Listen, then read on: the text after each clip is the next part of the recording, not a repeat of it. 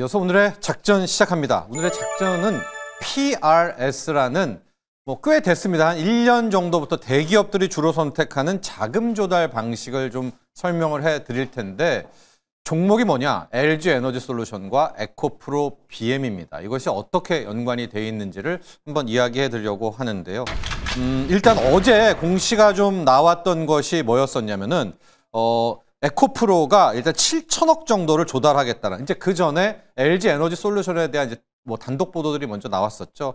LG화학이 이제 갖고 있잖아요. 한 80% 정도의 지분을. 이걸 어떻게 할까 하다가 블록딜, 시장의 매각이라든가 누구한테 팔기보단 PRS로 가닥을 잡았다라는 뉴스가 하나가 나왔고, 그 다음에 잠깐 나고 이 에코프로가 공시를 했는데 갖고 있는 에코프로 BM을 활용, 이걸 담보 잡아서 PRS라는 것을 통해서 7천억을 조달하겠다라고 이제 얘기가 된 겁니다.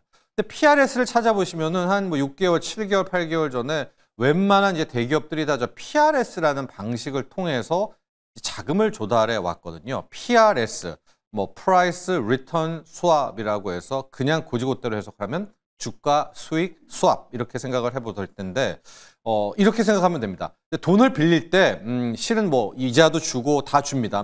거기에 대한 몇 프로의 이자율로. 그런데 단 하나, 여기서 주가의 상승과 하락에 대한 차이가 있다라고 보시면 됩니다. 만에 하나 이제 빌려줬는데 주가가 올라갔어요. 그러면 주가의 상승 부분은 해당 기업이 갖게 됩니다. 대신에 이 주가가 떨어지는 이 하락 부분은 해당 기업이 이 채권자에게 보존을 해야 되는 상품이다. 그러니까 상승 빼고는 모든 권리를 이제 주는 그런 방식, 이걸 통해서 소위 말한 돈을 빌린다라고 보시면 될 것 같은데요.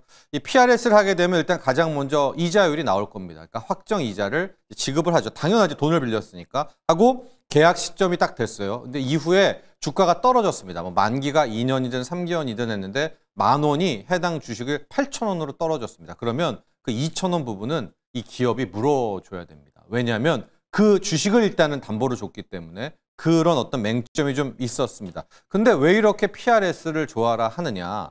돈을 빌렸잖아요. 그런데 돈은 분명히 빌렸으니까 이게 해당 기업의 부채로 이 재무제표에 들어가야 되는데 아예 파생 상품을 샀다라는, 회계상 부채가 아닌 파생 상품 투자로 처리가 되는 그런 강점이 있다라는 게 하나가 있고, 워낙 신용등급이 낮은 경우에 회사채를 발행한다든가 어디서 돈을 빌리려면 이자율이 천문학적으로 높아지는 거 아니겠습니까?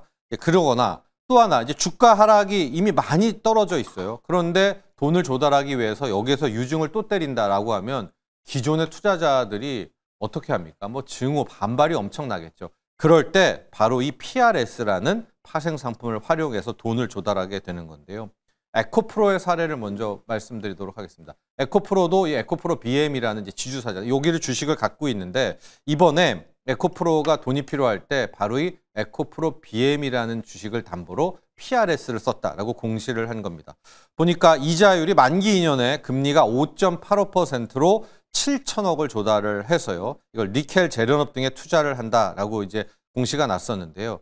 에코프로가 최근에 너무나 많이 무너져서 A등급 지위도 상실했습니다. 지금 현재 트리플 B 플러스, BBB 플러스이기 때문에 어쩔 수 없이 자금은 필요하고요. 이 PRS를 선택했다라고 하는 건데, 그러면 이 에코프로와 에코프로 BM 입장에서의 최고의 선택은 뭐냐? 이자도 내는 거고 하는 건데, 만에 하나 이제 2년 후에 주가가 떨어졌다고 쳐볼게요. 에코프로 BM의 주가겠죠. 그걸 담보로 했으니까. 그러면 그 떨어진 부분을 에코프로가 이 채권자, 이 증권사들이나 이 사람들한테 물어줘야 됩니다.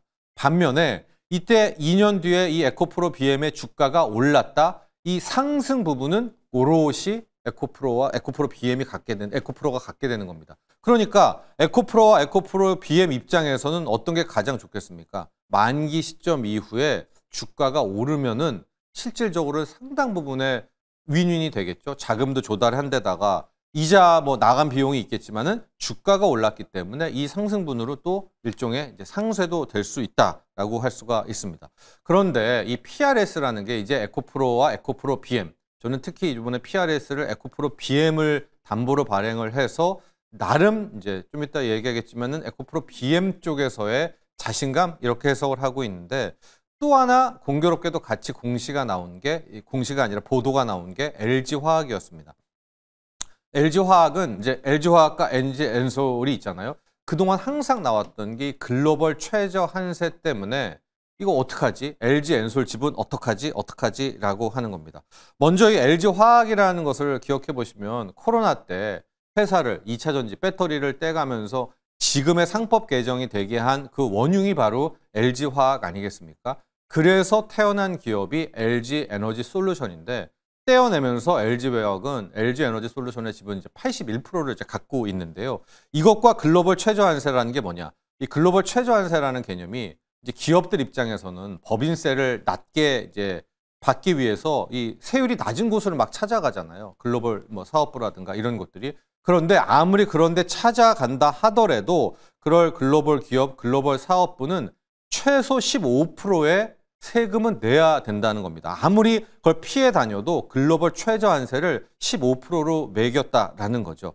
자, 그런데 이것과 LG화학, LG엔솔은 무슨 관계냐? 그때 글로벌 최저한세를 지급해야 되는 모기업의 기준이 지분 80%거든요. 근데 앞서 말한 것처럼 이 LG화학은 LG에너지솔루션의 지분을 81%를 갖고 있잖아요. 그러니까 LG엔솔이 여기서 사업하고 특히 미국에 이번에 공장 사태도 나왔지만 미국에서 이제 사업을 하면서 IRA 이제 약간 바뀌었지만은 미리 받았던 세액공제나 이런 것들이 있을 거 아니겠습니까? 유럽이나 이런 데서. 그럴 때 마지막 최저한세의 세금 15%를 맞춰서 책임져야 될 것이 LG화학이기 때문에 LG화학 입장에서는 82%의 지분이 과하죠. 한 2, 3%는 팔아서 78%까지만 떨고 놓으면 자기는 이 LG에너지솔루션의 모기업이 아닌 거기 때문에 아무리 우리 국가에서 글로벌 최저한세를 말해도 세금을 낼 필요가 없는 것 아니겠습니까?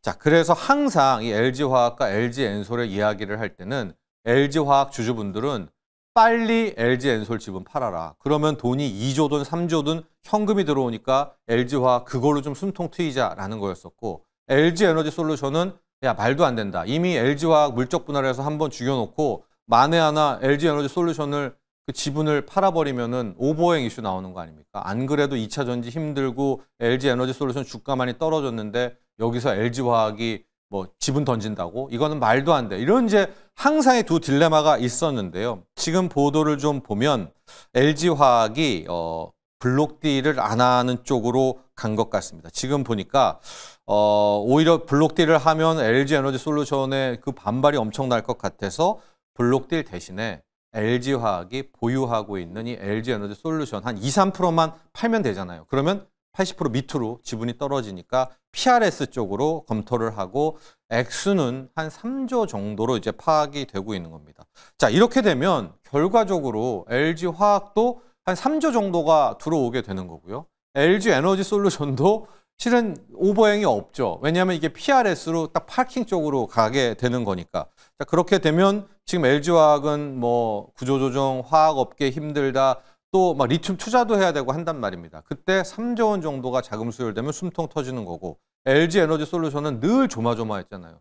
아, LG화학이 언제 주식 팔면 어떡하지? 언제 던지면 어떡하지? 라고 하는데 PRS를 통해서 일단은 잠기게 되는 거니까 오버행에서 좀 자유롭고 또 하나가 앞서의 PRS의 최고의 시나리오는 이제 2년이든 3년이든 만기가 지나고 이제 계약이 해지됐을 때 주가가 담보주가가 떨어졌으면 하락분은 커버해 줘야 되잖아요. 근데 상승분 같은 경우에는 고스란히 그냥 주식 받아오면 되는 겁니다. 그러니까 베스트는 2년 후든 3년 후든 만기 끝나고 에코프로 BM 주가가 올라 있는 거 혹은 LG에너지솔루션 주가가 올라 있는 것이 해당 기업들 입장, 에코프로라든가 LG화학에서는 유일한 지금 희망이 되는 거기 때문에 역설적으로 말하면 지금 에코프로와 LG화학이 왜 엔솔과 에코프로 BM을 담보로 PRS를 쳤냐.